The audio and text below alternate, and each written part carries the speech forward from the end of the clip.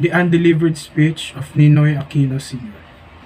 I have returned on my free will to join the ranks of those struggling to restore our rights and freedom through nonviolence. I seek no confrontation. I only pray and will strive for a genuine national reconciliation founded on justice.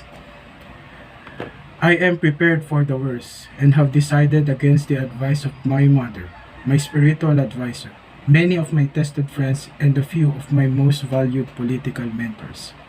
A death sentence awaits me. Two more subversion charges, both calling for death penalties, have been filed since I left 3 years ago and are now pending with the courts. I could have opted to seek political asylum in America, but I feel like it is my duty, as it is the duty of every Filipino, to suffer with these people, especially in times of crisis. I never sought nor have I been given assurance or promise of leniency by the regime. I return voluntarily armed, only with a clear conscience, and fortified in the faith that in the end, justice will emerge triumphant. According to Gandhi, the willing sacrifice of the innocent is the most powerful answer to insolent tyranny that has been yet conceived by God and man. 3 years ago, when I left for an emergency heart bypass operation, I hoped and prayed that the right and freedoms of our people would soon be restored, that living conditions would improve, and that bloodletting would stop. Rather than move forward, we have moved backward. The killings have increased. The economy has taken a turn for the worse, and the human rights situation has deteriorated. During the martial law period, the Supreme Court heard petitions for habeas corpus. It is the most ironic after martial law has allegedly been lifted. The Supreme Court last April ruled it can be no longer entertain petitions for habeas corpus for persons detained under a presidential commitment order, which covers all so-called national security cases and which, under present circumstances, can cover almost anything. The country is far advanced in her times of trouble. Economic, social, and political problems bedevil the Filipino.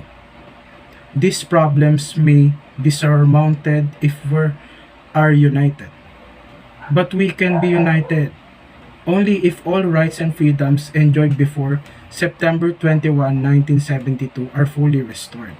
The Filipino asks for nothing more, but will surely accept nothing less than all rights and freedoms guaranteed by 1935 Constitution, the most sacred legacies from the founding fathers.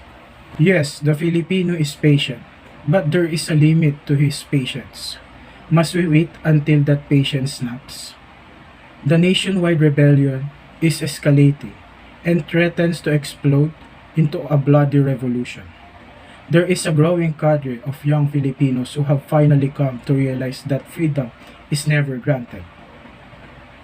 It is taken. Must we relive the agonies and the bloodletting of the past that brought forth our republic, or can we sit down as brothers and sisters and discuss our differences with reasons and goodwill? I have often wondered how many disputes could have been settled easily had the disputants only dared to define their terms, so as to leave no room for misunderstanding. I shall define my terms.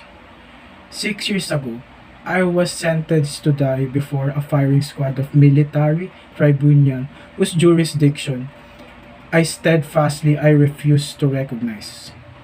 It is now for the regime to decide, order my immediate execution, or set me free. I was sentenced to die for allegedly being the leading communist leader.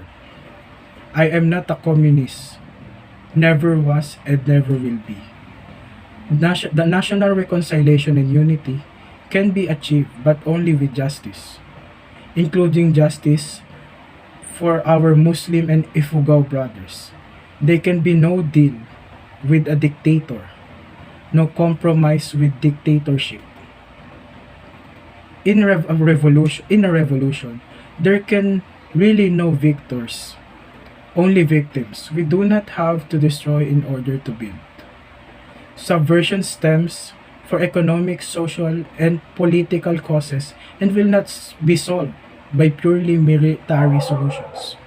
It can be curbed not with ever increasing repression, but with a more equitable distribution of wealth, more democracy, and more freedom. And for the economy to get going once again, the working man must be given his just and rightful share of his labor, and to the owners and managers must be restored the hope where there is so much uncertainty, if not despair. On one of the long corridors of Harvard University are carved in granite the words of Archibald MacLeish. How shall freedom be defended? By arms when it's attacked by arms, by truth when it's attacked by lies, by democratic faith when it is attacked by authoritarian dogma. Always in the final act by determination and faith. I return from exile and to an uncertain future with only determination and faith to offer faith in our people and faith in our God.